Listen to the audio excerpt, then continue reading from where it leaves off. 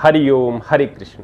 मेरे प्यारे बच्चों, आप सभी यदि 25 वर्ष की उम्र तक ब्रह्मचर्य का पालन करते हुए अपने जीवन में आगे बढ़ने के लिए, तरक्की के लिए, अपने लिए आधार तैयार कर रहे होते हैं, तो आप ब्रह्मचर्य आश्रम का सही प्रकार से प्रयोग कर रहे होते हैं और आप अपने आने वाले सुखद भविष्य की नींव डाल रहे होते हैं। हम यहाँ पर ब्रह्मचर्य से रिलेटेड बहुत सारी आपकी समस्याओं का समाधान करने का प्रयास करते हैं और बहुत सारा आपको मार्गदर्शन देते हैं। बावजूद उसके आपके कुछ प्रश्न रहते हैं।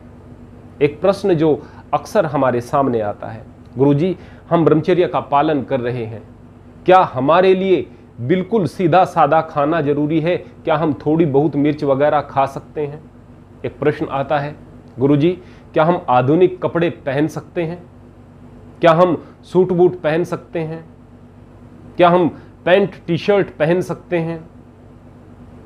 लड़कियां प्रश्न पूछती हैं, गुरुजी क्या हम सूट सलवार ही पहने, यह जरूरी है? साड़ी पहने यह जरूरी है एक ब्रह्मचारिणी की तरह जीवन जीने के लिए? प्रश्न यह भी आता है कि क्या हम म्यूजिक को सुन सकते हैं, फिल्मी गानों को सुन सकते हैं? प्यारे बच्चों, आपके प्रश्न, आपकी जिज्ञासा सही है, लेकिन मैं आपको एक बात बता दूं, यदि आप ब्रह्मचर्य को इतना जटिल बना दोगे कि आप उसका पालन ही मुश्किल से कर पाओ या न कर पाओ, तो फिर कैसे कर पाओगे? ब्रह्मचर्य अपने आप में एक तपस्या है, एक साधना है। अपने अंदर की वासना को मार देना कोई छोटी बात नहीं होती है। ऊपर से आप प्रतिबंध ऐसे लगा लें कि आपको केवल ऐसे ही कपड़े पहनने हैं। प्यारे बच्चों, आप सूट बूट भी पहन सकते हैं। मैं अपनी बेटियों से कहना चाहूंगा कि यदि आप पूरे शरीर को ढकने वाले कैसे भी कपड़े पहनते हैं, यदि वह पूरे तरीके से आधुनिक हैं, तो कोई दिक्कत की बात नहीं। लेकिन यदि कपड़ों में नंगापन है तो वह ब्रह्मचर्य के लिए घातक हुआ करता है। आप खुद ही सोचिएगा। अगर हम कह रहे हैं कि आप कपड़े ऐसे पहनो जिसमें नंगापन न दिखे, ऊपर से कमेंट आ रहे हैं कि गुरुजी आप तो देश को पीछे लेकर जाना चाहते हैं, अब ऐसे मूर्ख लोगों को क्या समझाया जाए? आधुनिकता का कोई विरोध नहीं है, न तो ब्रह्मचर्य से कपड़ों का कोई संबंध है और ना ही आध्यात्म का है।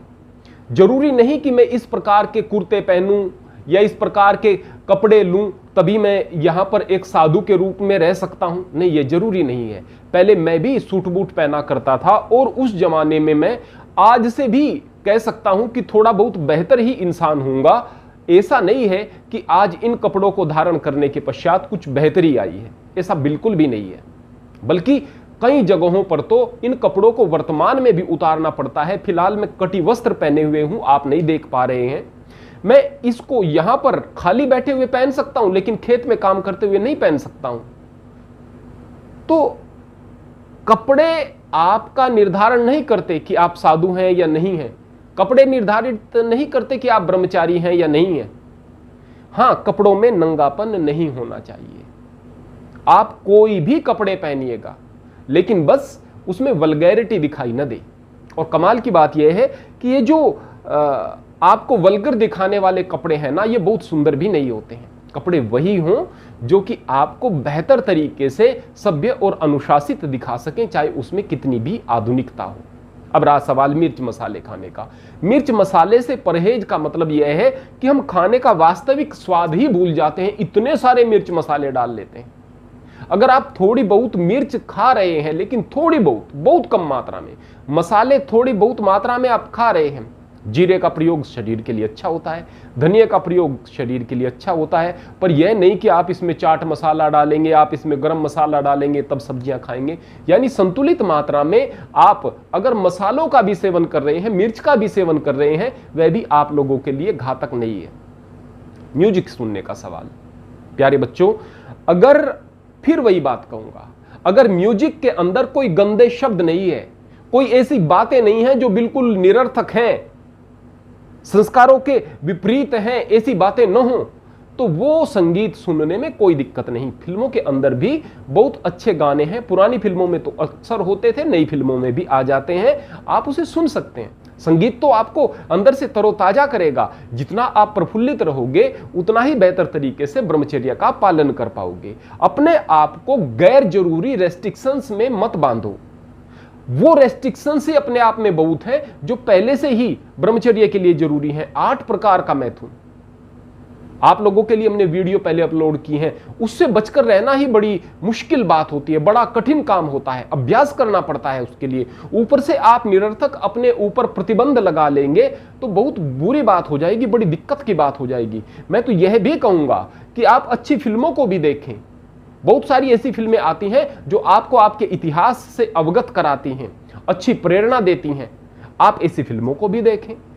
आपको केवल गंदगी से बचना है, आधुनिकता से नहीं।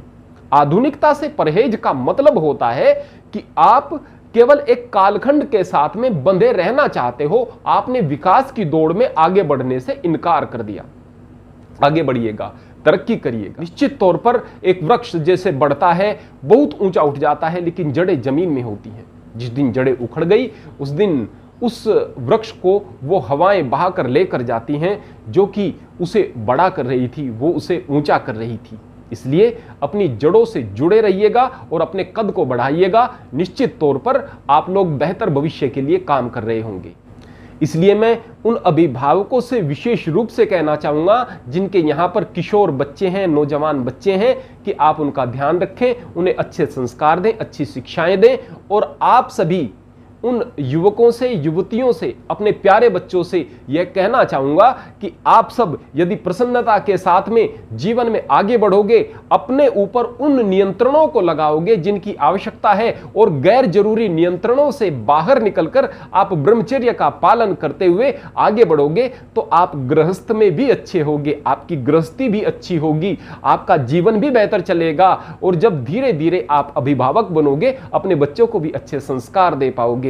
यह केवल आपके जीवन का निर्माण नहीं, यह राष्ट्र का निर्माण है, देश का निर्माण है। आप सभी को बहुत बहुत आशीर्वाद। हरि ओम, हरे कृष्ण।